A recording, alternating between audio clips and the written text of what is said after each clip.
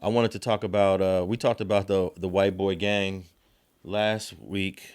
What was? Oh, the Peckerwoods. Oh yeah. I got to highlight whenever white gang members are charged, arrested, or indicted because they always putting our faces on the front page of the newspaper or on the news screens. So I found this article from last week. California Aryan Brotherhood members sentenced to consecutive life terms for murder racketeering.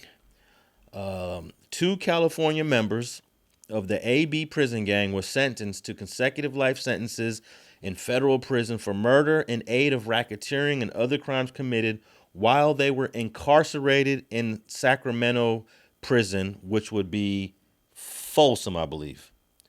Ronald Yandel, leader of the neo-Nazi prison gang, was convicted of ordering two inmates to murder another inmate in 2015 at Cal State Prison, Sacramento, also known as New Folsom.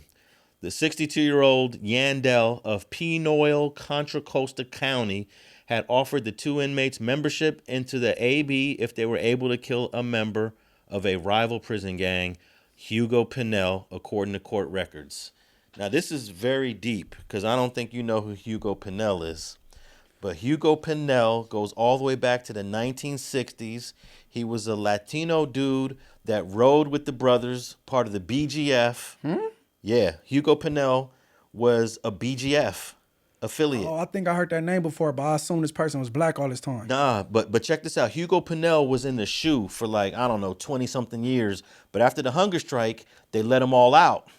And as soon as Hugo Pinell hit the yard, some white boy stabbed and killed him. A member of the infamous San Quentin Six is dead after a riot at a California state prison in Sacramento. California Department of Corrections and Rehabilitation officials say a fight started between 71-year-old Hugo Pinell and another inmate in the prison yard. It quickly turned into a full-scale riot involving 100 inmates. Pinell died from stab wounds. Prison officials say Pinell was definitely the target, adding once the fight between him and another inmate started, everyone else joined in. An official told KTXL the fight appeared to be spontaneous. Pinell was first sentenced to life with parole in 1965 for a rape with force. In March 1971, he was convicted of killing a prison guard at a correctional facility in Soledad, California. Months later at San Quentin State Prison, he and other inmates were involved in an escape attempt that left 6 dead, including 3 prison guards and 3 inmates. Prior to Wednesday's killing, KOVR spoke with Pinell's attorney, who was working on getting his client parole. There's clear, undeniable failure to protect him because there have been significant threats against him, mostly because of his reputation. Prison officials are looking into whether or not Wednesday's attack was planned. This happened so long ago. They're finally, bringing some closure to this because the prison knew who did it all along. They arrested the guys or put them in the hole as soon as it happened. But yeah, Hugo Pinell is considered a legendary figure in the whole revolutionary movement with George Jackson and them. Okay, that's what I'm about to say because I hear about these books I never read. Like, what is it, Blood in My Eyes? Yes. So he come up in that book? Absolutely. Okay, see, you saying the name, but I thought he was black. So you said he was a expanded part of the BGF. Correct. That's crazy. Yeah, but he basically lived black, but I believe he was born in Central America, but he got tapped in with the BGF. Let me continue reading the rest of this. It says Pinell, a member of the BGF, Black Guerrilla family, was one of the infamous San Quentin Six inmates charged following a deadly escape attempt in 1971. Now, this 1971, let me stop right there. This 1971 escape was crazy. Actually, I believe it was 1970. But George Jackson's little brother, Jonathan Jackson, runs up in the courthouse with 3 or 4 other dudes with shotguns to get some of the brothers free, to freedom. Mm-hmm. Can you believe that? But once they got into the parking lot, they were met with the resistance from the police. A big old shootout happened.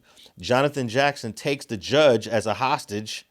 They taped the shotgun to the judge's neck. There's a photo in the LA Times of these brothers walking out of the courthouse with the judge. The judge has got the black robe on. He's got a shotgun taped to his neck.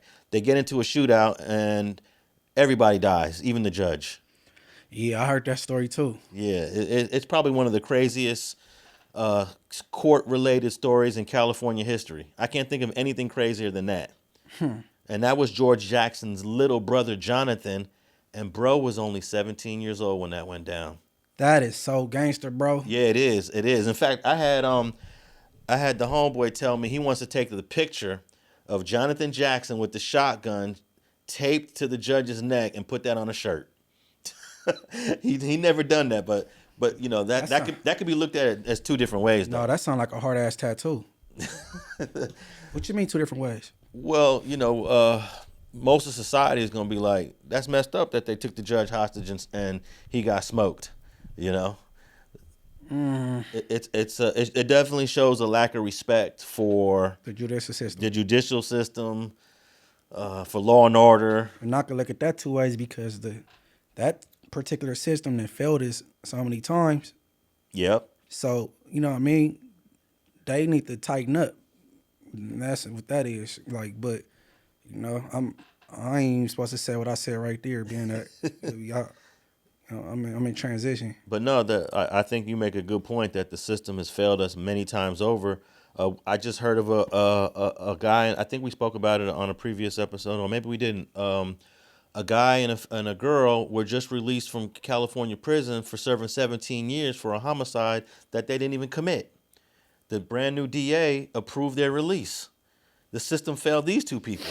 You know, this woman had a kid the year she went to prison. She's coming home to a 17, 18-year-old daughter that she's getting to know for the first time. Can't get that time back. Nah. Okay, all right, what state was that when, I can't remember how to pronounce her name, Brianna. They ran in, the no-knock bell warrant came in and went in there and shot and killed the woman laying in her bed. That was in Kentucky, Lexington. I mean, I'm mad I forgot her name. I shouldn't, bro. Is it Breonna Taylor? I believe so. Yeah. Right.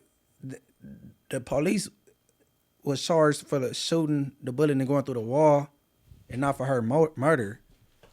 That's an example of the system failing. Because her family want justice for sure. Or even Ryan Twyman. Ryan Twyman. Come on, bro. The police killed him and got what, 30 days? Yeah.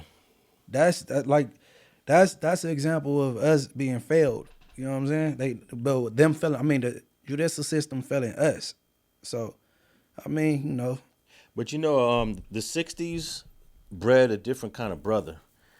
You know, because this was going on in Chicago, this was going on in LA, where a lot of brothers was down to fight the system. They were down to shoot out with the police. The 1960s brothers were built differently. Because I don't think we would dare see no 17-year-old brothers run up in a courthouse and try to But escape. maybe if the courthouse was structured the same way it was back then. Yeah, it was a little easier to walk up in there. Right. But still, you know that's going to be a life sentence if you don't get away with it. Or you're going to get killed, like as that happened. This was 1970, 71. They all got killed, including the judge. So, yeah, that was a hell of a move on George Jackson's little brother, Jonathan Jackson. Let me continue reading here.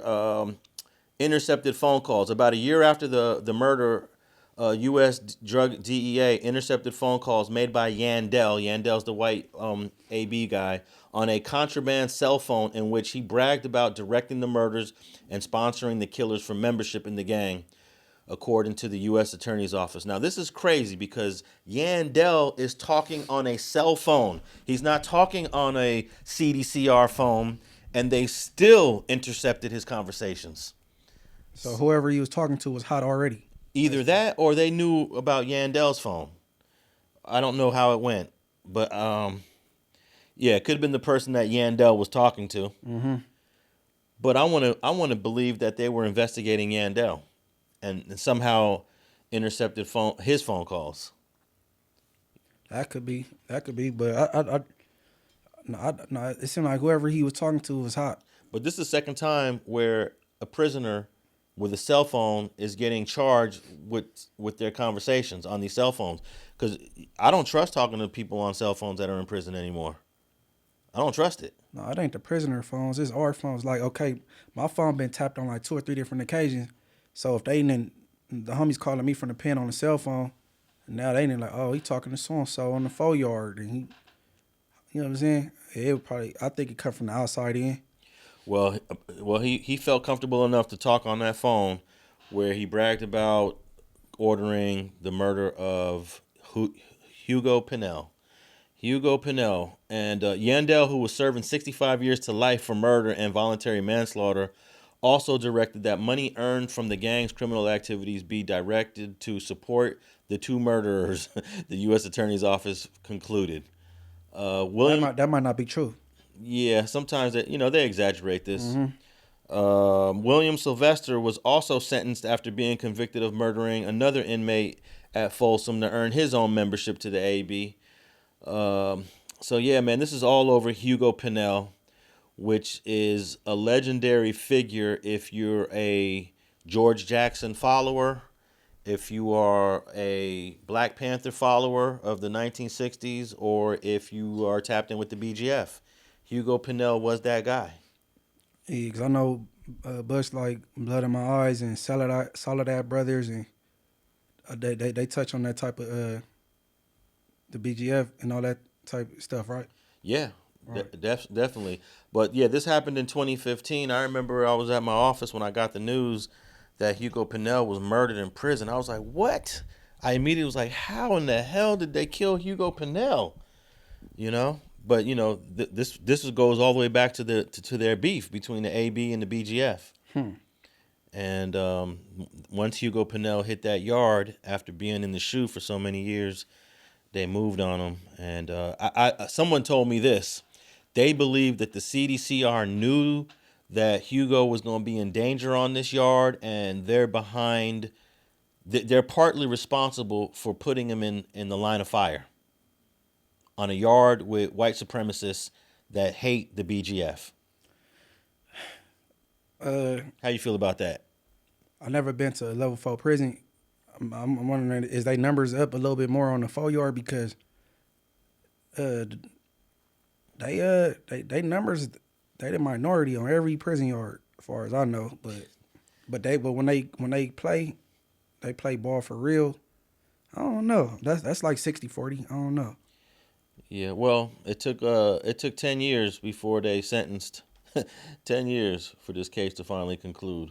Damn, that's a long time. Yeah.